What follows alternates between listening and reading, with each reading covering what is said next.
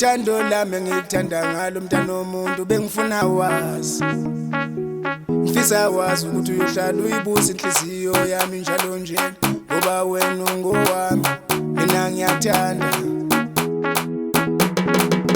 wena ungowami wena ungowami ngithi ubangikholwa bengicela ungithembe mntana womuntu kulolu thando lami nawe ngeke kushintshe lutho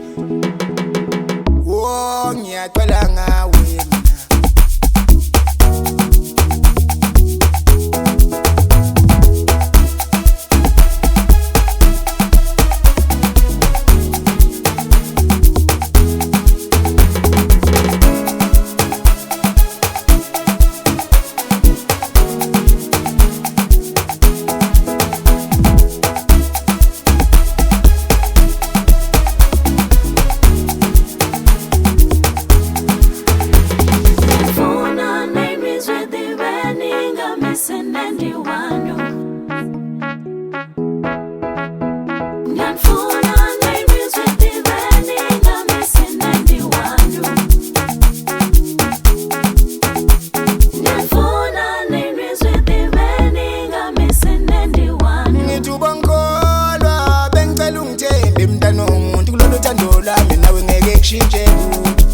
ngoba ngiyathanda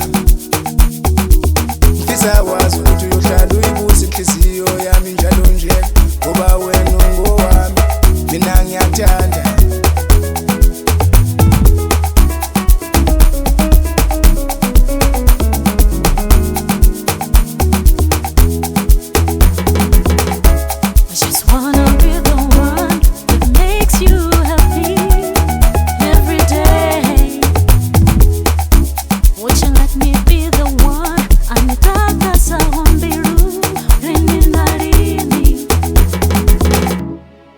Let me be the one, anitaka sa hombiru maduwa